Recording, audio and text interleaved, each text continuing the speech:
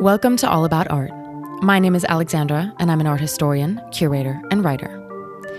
Within this podcast, topics relating to art history, cultural policy, the art sector, as well as a large range of other art-related topics will be covered. Conducting critical discussions, having entertaining exchanges, or just enjoying some relaxing chats, All About Art is where you'll find it all. Join me in exploring and developing cultural discourse. Welcome to another episode of All About Art. In this episode, I sat down with Angelina Giovani. Angelina is an art historian and provenance researcher based in London, and is the co-founder of Flynn and Giovani Art Provenance Research with Dr. Tom Flynn. She was appointed as a provenance research specialist at the CAFA, the Court of Arbitration for Art, and in 2022, she launched the Collections Provenance Rating, an innovative tool that assesses the state of documentation of collections and offers recommendations based on the risk levels identified. In 2023, she launched the Art Market Academy, a dedicated online environment offering online courses in provenance research and due diligence, which is now subtitled in over 15 languages. Listen on to hear me ask Angelina about what provenance research entails, along with whose responsibility it is to ensure due diligence is conducted and the research is done. We chat about emerging technologies and how this is changing the landscape of provenance research, along with the practicalities of the process of research, how collectors can mitigate and assess the risk of selling works or knowing when deeper research is needed, and so much more. Thank you, Angelina, for coming on the podcast. Before we dive into the episode, I want to take a minute of your time to mention that All About Art is on Patreon.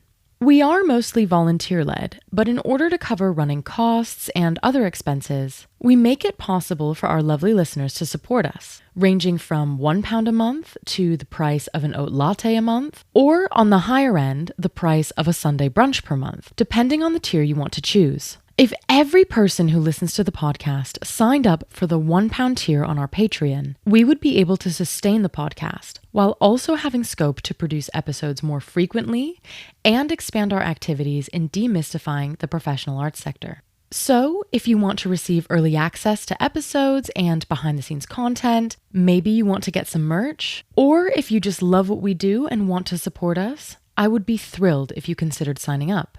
The link to the Patreon is in the show notes. Also, thank you to our sponsors at Synergy Associates, the art world tech gurus, for supporting this episode's production at their clubhouse on Pall Mall. You can find more about Synergy and their facilities in the show notes. And now, on to the interview.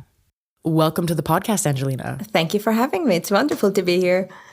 To start us off, I would love for you to tell listeners about your background. You have a bachelor's degree in art history as well as a master's degree in art appraising, but you have further training in provenance research as well. Can you tell me more about that progression and also how you developed your interest in the arts in the first place? I do have a bachelor's degree in art history as well as a minor in archaeology, and I did that at the American College of Greece. And then I think it was sometime around my sophomore year, I came across this conference in Zagreb that was specifically focused on provenance research. And up until that point, I haven't even heard the words provenance research in that context before. So I joined the program. It was a 1-week-long program organized by the Shoah Legacy Institute and the Claims Conference in New York, supported by HARP, the Holocaust Art Restitution Project. And it was incredibly eye-opening because up until that point in my studies, this had never been presented to me as a career option.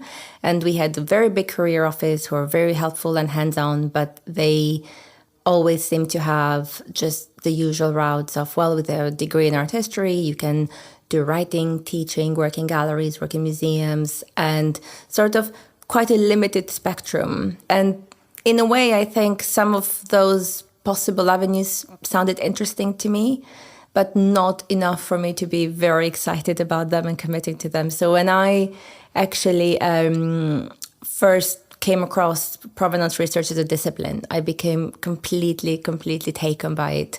It's a very good combination of art historical knowledge and detective work in a way. You always are following the next clue. There's an historical gap you're trying to fill. So from that point onwards, my studies sort of focused around building up this expertise. And then I attended more of these provenance research training workshops for as long as they lasted. And then I attended the ARCA program in Italy before then moving to the UK and doing my master's in art market appraisals from Kingston University. And it has been a journey in provenance ever since, because I have never had a different job that was not in provenance research. So it's been a very committed trajectory to it. But yes, nowadays, provenance is a lot more popular and a lot more students, whether they are history of art students or people in the trade or even the greater audience, is very much aware of the discipline and the need for it. Many people believe that provenance research is just linked to looted art. So can you demystify that for our listeners and give us a better idea of what provenance research can really mean, and also how one could go about pursuing a career in that field now? I think there's a good reason why there seems to be this association between provenance research as a discipline and looted art, and it's specifically because it was the aftermath of World War II and realizing how many art objects had been displaced that sort of triggered this need for this discipline, for museums to look into their collections, for the trade to be, and hopefully even more in the future, more transparent and try harder to fill those provenance gaps, not to omit provenance, not to hide provenance, even when it looks problematic. But it's not a new thing. Recording provenance has been part of collections management from, I think we have records going back to Charles I. And wow, okay. The inventory you can see that says bought by the king or brought by the king from here, given to the king by this person. And all of this references, brought, bought, gifted, loaned, commissioned, they are all records of provenance. It tells whoever's looking at them how something ended up where it was. Yeah, like the story of the journey of the artwork, of where it's been. So and we've always had inventories and correspondence to go back to that give us information about where art came from and how it was purchased and how it was commissioned and how it has traveled. So it's not a new thing. What is new is it turning into a discipline, into something that we study, and you need resources to be able to identify the problem in the provenance and to be able to solve it and to know where to look. So when I started at that particular point in time, which was, I believe, 2013, going to these traveling workshops that were first in Zagreb, then in Vilnius in Lithuania, and then Italy, and then Athens, it was the only way to get the training at that point, and we have come a very long way since then. A lot of major institutions and museums and universities, they offer provenance research courses and hold conferences on the topic. And a lot of major museums now have provenance researchers in staff to do that job, because before it used to fall to the curators and the registrars, and everyone else was already there to do this extra job. But it's not a second thought. It's very much a process that needs and requires its own attention. So it's the past few years have been very encouraging to see that there's more resources on this topic, and seeing how the world was going post-COVID and noticing that it become considerably harder for students to travel and the expense that comes with it, which is why I decided to launch the Art Market Academy, which is an online environment. That's right. Dedicated exclusively to provenance research. Yeah. So I believe it still is the only online resource to get training at any time. So all the courses there's 2 courses currently. An introduction to provenance research, which I believe was the first of its kind, to basically a course that would equally benefit a 16-year-old and an 80-year-old, depending on what their interest is for doing it. Whether someone is taking it as a GCSE subject or an A-level subject, and they're trying to explore, is this a job I could do? Or whether someone has inherited art or they're collectors and just want to find out a bit more about something they own. So it's been very interesting to see the interest in the courses. So there's 2 courses on now. They're subtitled in over 16 languages. In some of these languages, there's the only resource. in that language. And we have a very exciting new course now in December, which is all about doing due diligence in the antiquities market. Okay. And that is very interesting because it's particularly challenging. Unlike, provenance research when it comes to maybe World War II or even earlier, there's quite a few more laws that govern the antiquities trade. And because it has to do with either it be illegitimate excavations or illegitimate exports, whether it be from conflict areas or just plundered archaeological sites. Right. So there's a lot more complication in that area. So we're very excited. We have Dr. Christos Terianis, who is teaching this course. I'm sure everyone in the art world is very much familiar with him. He makes regular appearances in the press because he identifies items at auction usually. Oh, wow. That have gone through the hands of disgraced dealers and have tainted provenances. And so it's quite interesting. So we're now in the process of recording that. Okay, well, I'm going to definitely link the Art Market Academy in the show notes so that listeners who want to check it out and look at these courses and see what you offer can have that resource right there. Yeah, absolutely. Because, it's so incredible. And even though this episode is coming out in November, listeners need to stay tuned for December for that next course that's coming out. That's so exciting. Thank you. Yeah, we are really excited about it. Also, Dr. Terianis himself, he has not put his knowledge online before. Oh. In a course like this. I mean, he lectures widely and Yeah. he works at UNESCO and a few other institutions and universities, but this would be the first time that he's just putting his knowledge permanently out there and accessible for students and the trade to use. So I think that's a very important step. I love that. And, so we're talking about resources that people can access in order to learn more about provenance research and have these different tools. So following from that, I guess, who is provenance research useful for, but also whose responsibility is it to take care of? I would say it's if you have any association or relationship or responsibility that has to do with any object of art, then you at least need to know what are the right questions you need to ask, even if you yourself might not be the person to answer these questions. But you need to understand what is a risk in provenance, what can get you in trouble. We are at a time now where, inherited information is not necessarily fact, and it shouldn't be. This is not necessarily to actively scrutinize the work of others before with a bad intention. And that's not the case at all. It's primarily to keep on building on knowledge. As a rule, whenever I research something or we research something together with Tom, my business partner, we completely tear the information we have apart. Well, I mean, you did just say that resources that it's been developing in the last years, but even the education and how to go about provenance research is not something that's been, decades and decades and decades in establishment. So obviously there will be some holes. There are, absolutely. I mean, databases that we have now, many of them were not around in the 90s. They're not around, certainly not before that. And obviously the .com boom is the reason why we have all these internet resources. But things like digitizing archives, digitizing books, being able to access information remotely without having to travel to the Getty, without having to travel to Sweden, which is lovely to do, but it's very impractical.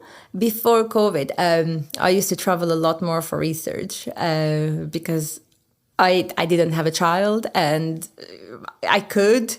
And now since COVID, you realize that, there is still some reluctance when it comes to collectors, for example, undertaking research. And any added cost is very discouraging for them to undertake this project. So in a way, it's sort of in an attempt to save money, sometimes research is not as thorough as it should be, which is why I now only travel when only absolutely necessary. But that is because we have built an extensive network of researchers who work in France, in Germany, in Belgium, in the Netherlands, in other countries, and who are familiar firsthand with the resources that we need, with the archives of the libraries. So that is very efficient for any client. It keeps all the costs and the expenses at check, and then it allows us to work on multiple projects at once because we don't have that limitation as to, well, if I must be here today, then I can't complete this part of the project on this other side. So it's come a long way. We have very extensive calls and Zoom calls and meetings with Tom where we go through all the possible scenarios or hypotheses as to what could have happened based on where the gap is. And then we come up with a plan as to how we're going to tackle it. And very little of that work is primarily just desktop work. It's a great place to make your outline for the research, but you cannot, in 9 out of 10 cases, exhaustively fill provenance gaps and solve a mystery that sometimes might be a gap of 20 years, sometimes it can be 500 years from your computer. So it's very much kind of work where you need, the legwork is important. You need to get to the archive, you need to get to the libraries, you need to see the primary material yourself. So we have cases where we know for a fact this work was looted. Yeah. And we're trying to find out who was at first post-war consigner in order to solve, how it transferred for a particular period. Yeah. And we cannot get it, which I think I understand that, being part of a big multinational corporation and business, you don't get to make the rules. And I'm sure at times it's also difficult for people who work in these places and might want to help. It just feels like we have not tried hard enough to find a way to make sure that when provenance research needs to be done, it just needs to be done. We obviously understand that no one is going to reveal consigners from the past 30, 40 years, probably. But there should be a period of time that's more reasonable than what seems to be 100 years. So there's challenges. For those who are listening in, let's say, because obviously me being in the industry for a few years, I understand that when we say like consigner and what that means, but could you just break it down a little bit more to the basics of what a consigner is, just very briefly, and why someone wouldn't want to reveal something like that? Like what, is it a privacy issue, et cetera? Just very briefly, in case someone's wondering. Yeah, so a consigner is basically the seller. Someone who consigns a painting to be sold to the auction houses. So they are a consigner until they become the seller when the painting sells at auction. You're also a consigner when you consign a painting to a gallery for them to sell on your behalf. Yeah. And you might never know who the owner is because all you know is the name of the gallery who you bought it from or the auction house you bought it from. Interestingly, there's not always been a massive preoccupation with privacy in provenance research. This is very much a post-internet world phenomenon because if you go through, and this is one of my favorite things to do, if you go through the British newspaper archive, you'll see that for many sales, there's a journalist in the room who is detailing who is there, what they're buying, who is selling it, describing the animosity in the room. Anyone who subscribes to the Bare Facts newsletter gets, right? They know who bought what at auction as well. Yeah, absolutely. So nowadays it's become harder because we have telephone sales and internet bidding, and it's just impossible to know who is on the other side unless they make it public knowledge. Unless the consigner themselves makes it public knowledge, because the auction house wouldn't without specific reason or permission in any way. No, not at all. It seems that the only time that provenance information becomes specific is if it has a chance to enhance the value of the artwork. Yeah, so if it comes from like this famous private collection and this is being so we obviously had like the Macklowe collection come to auction, and so that was like a big thing, correct, right? And so obviously we know who the consigner is because it's literally the sale is their name. Because as I said earlier on, a lot of people sort of make the assumption that it's just about like looted art, and basically when we say art provenance that it means like, oh, something wrong happened here, which is not at all the case. It's not at all the case. I would say, me and Tom have been we set up the agency about 7 years ago, and in that time, I would say that 95% of objects that we have researched have had absolutely no issue in terms of being looted or stolen or having bad title. It's just that they've been very purely documented. Provenance initially was very much attached not to the ownership in the legal way we think about it now. It is very much a part of attribution. In the 19th century, in the early 20th century, it was about, the network of dealers very much knowing who owns what, who are their clients. And then once things move around, they could confidently say, oh, well, this has been in this collection. And, it stood next to these other paintings. And it's incredible. So it was a testament to authenticity. It wasn't really about, can you prove you own it?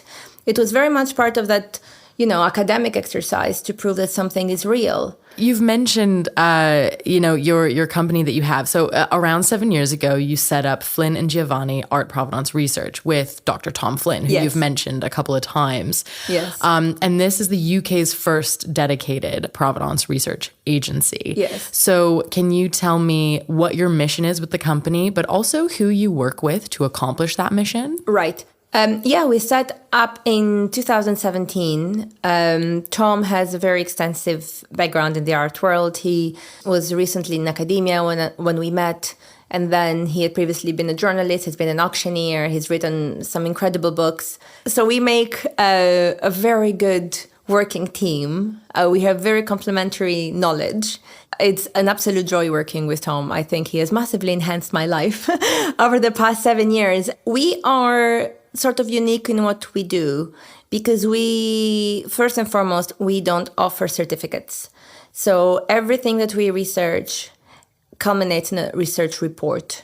It's very much like a research paper that you write at university. It's very thoroughly footnote referenced, and whoever the client is, they get a folder, usually a Dropbox folder that's full of all the research, the supporting evidence, the archival material. It's all in there because it's not enough to say, well, we think there's no problem with this artwork. You need to prove why you think there's no evidence is key in provenance research.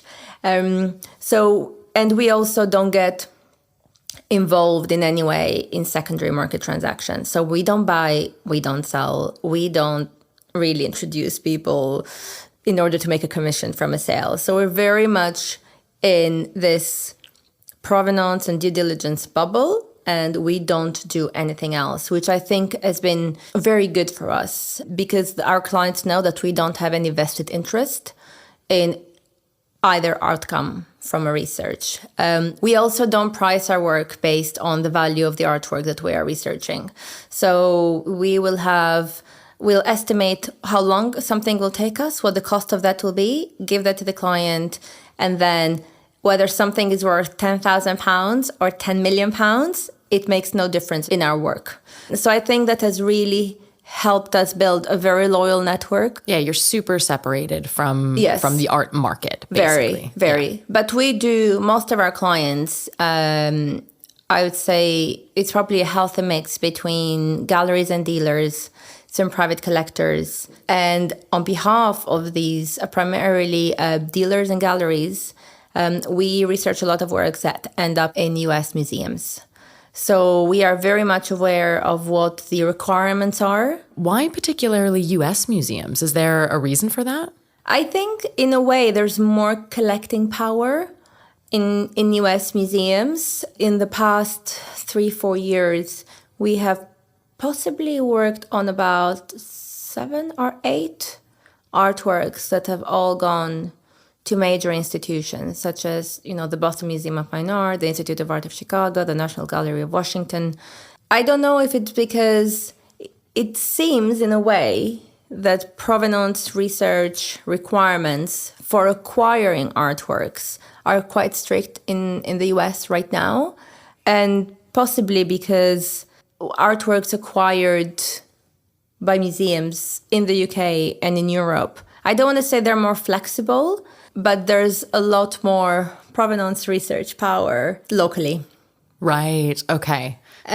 So we do, but I thoroughly enjoy that work because it's always lovely to see something that you might have spent a few months researching, now being in public display in a major museum. And of course, a lot of things need to align for an institution to buy an artwork.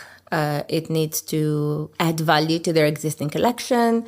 It needs to be something that they're missing to complete a certain collection narrative. The funds need to align, the provenance needs to align. So it's always very interesting to me working towards that goal, towards making sure an artwork ends up in the public domain. Yeah. With very transparent and clear provenance information, which sometimes might be exhaustive. You have all the information you need, and other times there might still be the odd gap here and there. But again, there's research to back the fact that a serious attempt has been made to complete this gap, and that if any information that is relevant to this case comes up in the future, then it will be completed. And we have done that in the past. We have completed research reports within the time frame that we have had, and then a year later, something else has popped up that completes part of the story of a work in the past, and we'll just write it up and send it back to the client as an updated report. We always keep tab on things we've worked on to see, even if they're finished, if something new has come to light. Oh, wow. To help complete that story. I love that. I love that. And I also want to ask about the evolution of the process of conducting, due diligence, and how these practices are actually being shaped by new and emerging technologies. So, I want to ask about that. And then also maybe how you see it developing in the future as well.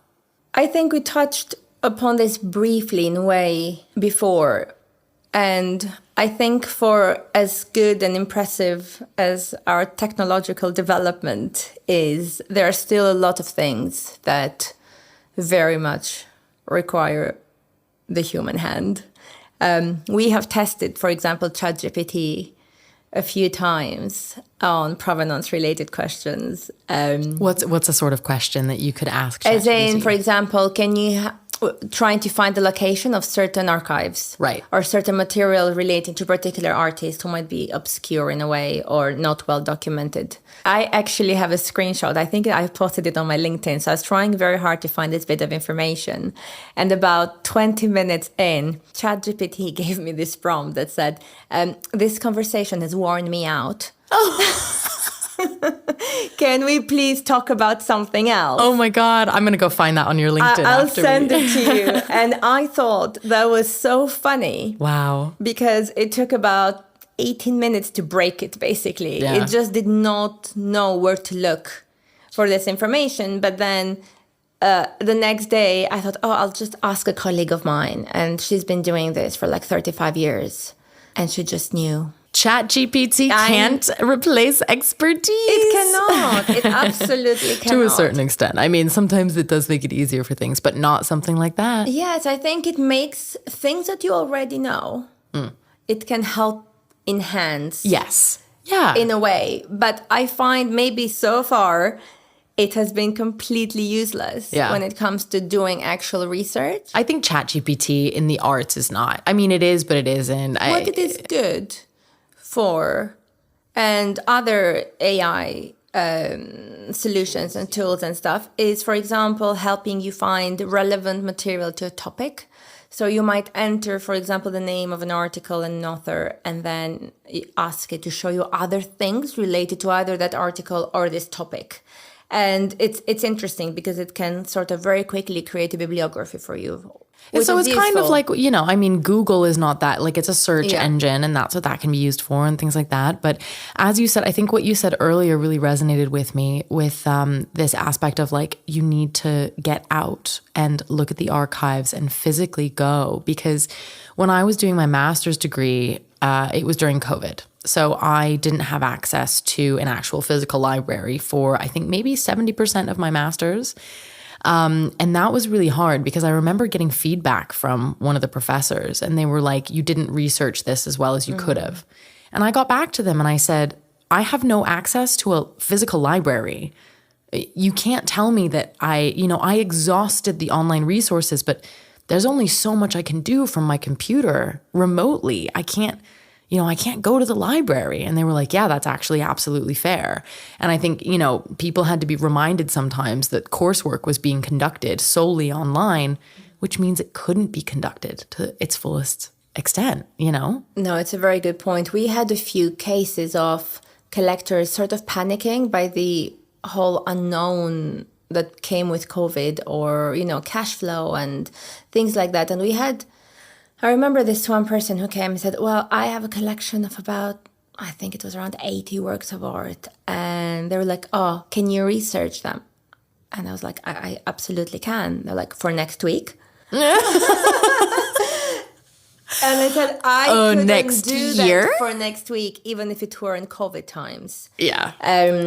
Because it's just not possible to do that thoroughly. You could check those names against a certain database, for example, like if you were to go to the Art Loss Register and see if any of those works of art were registered there as having a claim on their title, you could do that. Even though 80 works, even for them, I think would be quite a lot to achieve in like 5 days. But at the same time, it made me realize that we don't have a methodology for measuring risk. If you were buying real estate, there's a way to measure the risk involved in property portfolios. If you were to buy a car, you'd ask a lot of questions about the parts and the insurance and the make and chain alterations throughout time. But we don't have that for art. So that prompted me to work towards putting together a collections provenance rating.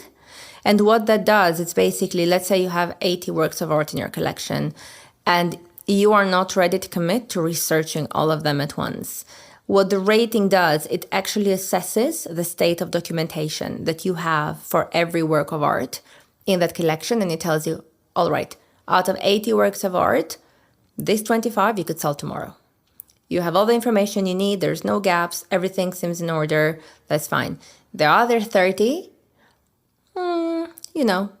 not so good. You have a gap here. You don't have an invoice here. You don't have proof for this. You don't have proof for that.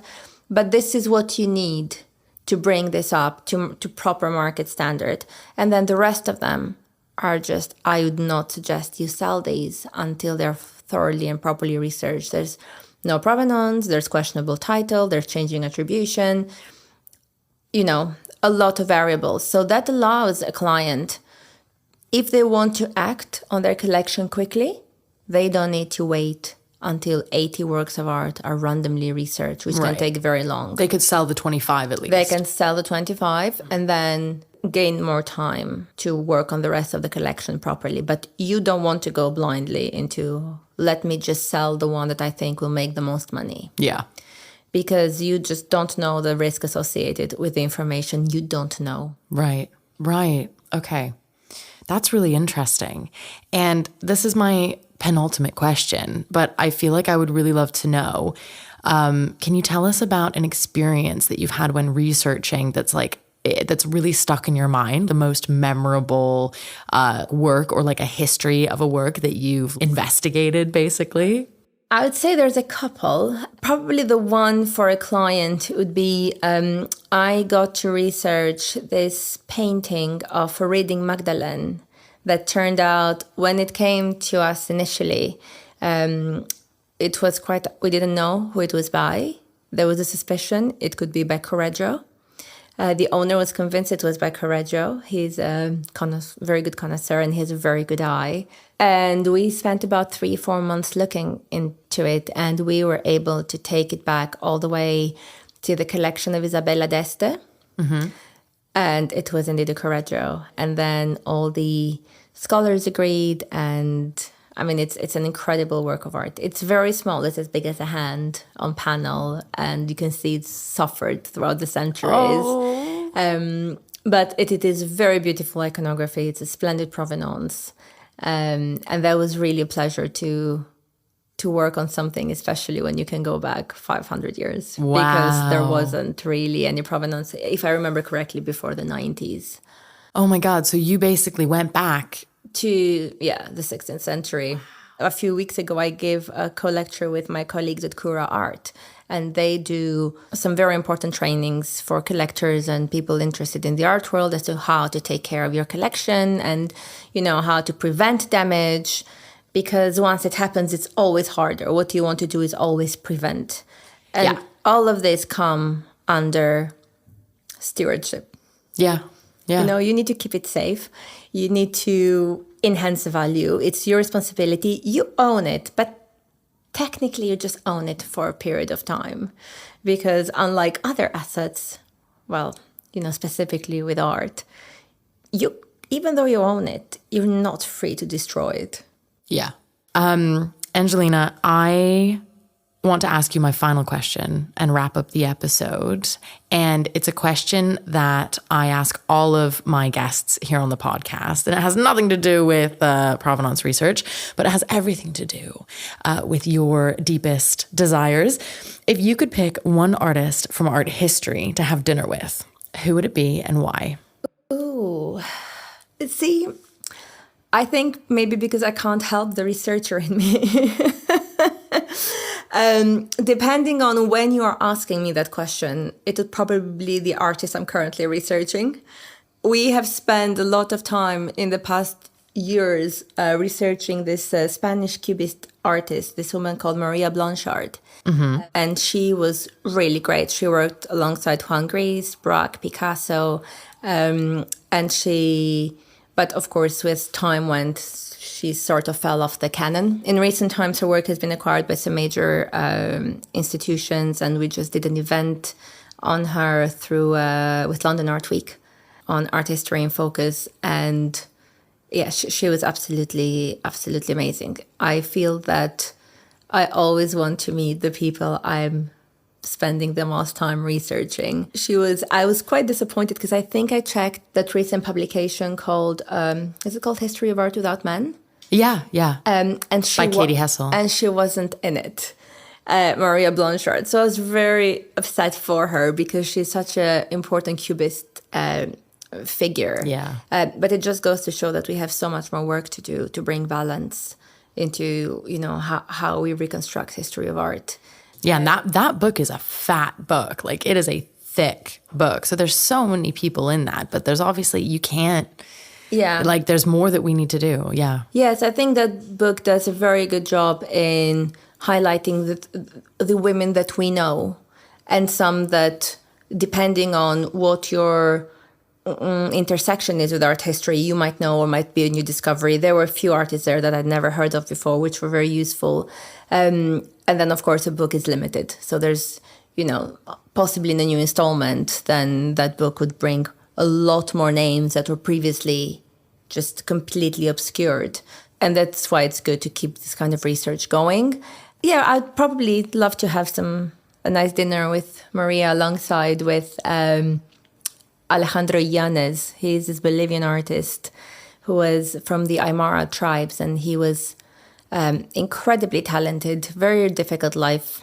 In 1945, he was awarded the Guggenheim Fellowship in New York, which he accepted. He went to New York, but then he never claimed it, and then he sort of disappeared. So we have spent a few years now working on reconstructing his life story and bringing all this information together about, you know, what happened to him, how have the artworks changed hands, and I think we're very close to having solved it. But, you know, I love this. It's like detective work. It's great. You know, so if you've ever wanted to be a detective, but you have an art history degree, this is what you can do. Yes, absolutely. It's not as glamorous as you might think it is from movies or from, you know, watching the BBC show. There's, you know, you only get the good bits there and the facts, but the process is really sometimes overlooked. But yeah, I think while I do, my heart sort of rests with the old master artists, and that's my favorite period. I do think that question will always vary depending on who I'm trying to demystify next. That's very fair. I think some people have tried to turn that question back around on me in past episodes, and I'm just like, nope, I don't answer that question. I do not answer that question. Angelina, thank you so much for coming on All About Art and for telling me more about art provenance research and demystifying that for us. Thank you for having me. I've really enjoyed our conversation. And that is it for today on All About Art. If you enjoyed this episode, please leave me a rating or a review, as it helps more people discover the show. Also, feel free to share with your friends, or if you share on social media, tag me and get in touch. Thank you so much for listening.